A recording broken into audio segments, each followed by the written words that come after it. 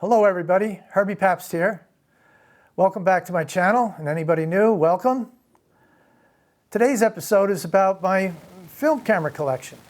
I wanted to show them to you and tell you some stories about them. The first up is an Argus Casino, 35mm SLR. It was the first SLR I ever owned. I bought it in 1973. I was in the Navy in the Mediterranean, and we went to Naples, Italy, and they had a Navy base there and a commissary, and they had all kinds of cameras, and it was the first time I saw SLRs. I knew of SLRs before, but never owned one. This was my first one. It didn't come all black like this. I painted it black in 1973 and tried to get stealthy. We were all trying to be stealthy, even back then. But a few years back, I bought a pristine copy of it on eBay. And it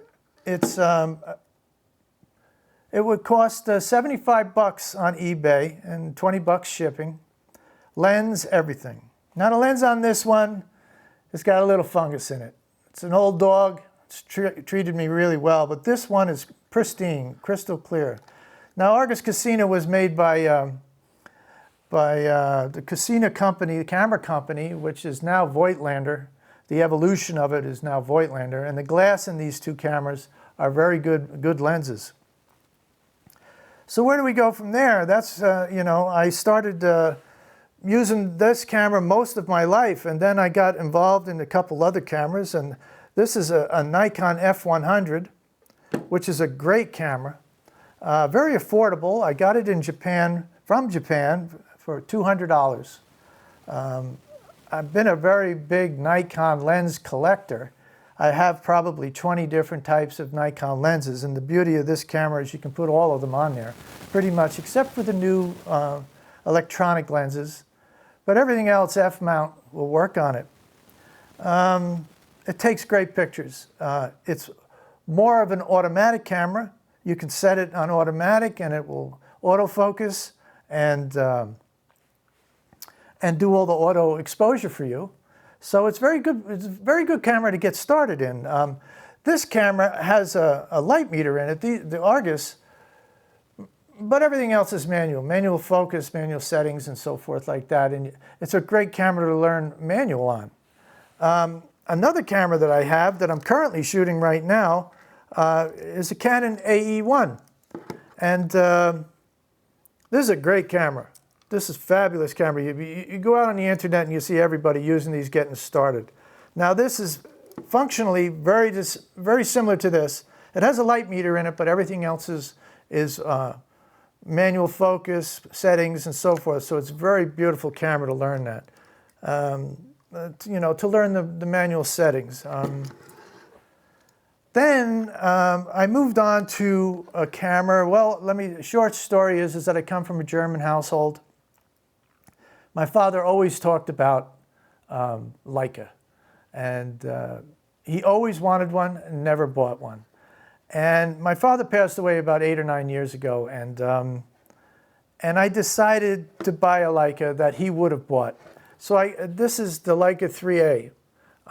It's a 1936, fully functional. It takes fabulous pictures. It's got a 50mm lens on it, and it's just sweet. So when I take it out, I think of my dad, and I shoot that often too. Now, I got started on the Leica, and I got the Leica bug, and I didn't have enough money for one for a while, and I saved some money up, and I ended up getting an M6. And anybody that's been on the internet knows what the M6 is. It's kind of like the holy grail of Leica film cameras. Currently it has a 50mm Summicron lens on it, and it just takes great pictures. But the point also is that's a very expensive camera. So you go from $4,000 to $75, and they take great pictures. It's not like there's something wrong there. It's just a matter of getting used to what you would like to use. And quite frankly, you put them all alongside each other, it's pretty hard to pick them out. Another camera that I always wanted was a Rolleiflex. And this is a 1953. I picked it up at a local camera store, And it had a couple bugs and little things wrong with it, and I sent it out for CLA, and he cleaned it up. It shoots wonderful, wonderful pictures. I really enjoy shooting that at waist, you know, a camera at waist and looking down, and it's a different angle. It feels different. My rhythm is different. Frankly, my rhythm is different on whenever I'm shooting film. I do have digital cameras. I have a Nikon D850 taking this video right now. I've got a D80. I've got a Leica M8. But this is my film place. This is where I live. And people say, well, you know, some people think it's a fad with the film coming back. I personally feel that, you know, I grew up on film and digital became the fad. You know, and it's harder for me to deal with digital in the colors that come from digital. But to make a long story short, here are my Myas 645M. This was the first one I bought. This one was buggy. I bought this from Japan for I think about $130. And it was buggy and I'd get ghosting, I'd get all kinds of stuff, but about 3/4 of the film would be great on a roll. And I was developing a lot of black and white with this one. And I had a lot of fun. Then finally sent it out for CLA, and now it runs and shoots wonderful. And then I came across this one, and this is the Myas 645 Pro TL, and it has a built-in light meter, where this one is completely manual. You have to carry a light meter with that, and you have to carry a light meter with this, unless you can guess the exposure well. But this is a see-through top prism, and it's got a light meter in it. It also has an auto advance in it. It's a pretty sophisticated 645 camera. So that's my current arsenal of film cameras. And like I say, I'm currently shooting this. I've got a roll of NC500 Orwell, the Wolfen film that just came out, and I'm going to experiment with that. This one's got an unfinished roll of Ektachrome 100 in it, and the rest of them are empty. Sometimes I never remember what I got in there. But anyway, hopefully you enjoyed this. I've been wanting to show you my film cameras for a while. I also have motion picture film, which you've seen in a couple of my other videos.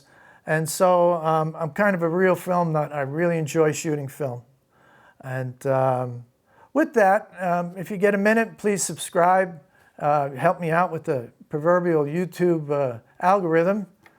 And with that, I'd say good night and good day and wherever you are on this planet. And I hope you're well. And thank you for coming to see my, and thank you. Blah, blah, blah. It's not easy doing these. I'll see you later. Bye-bye.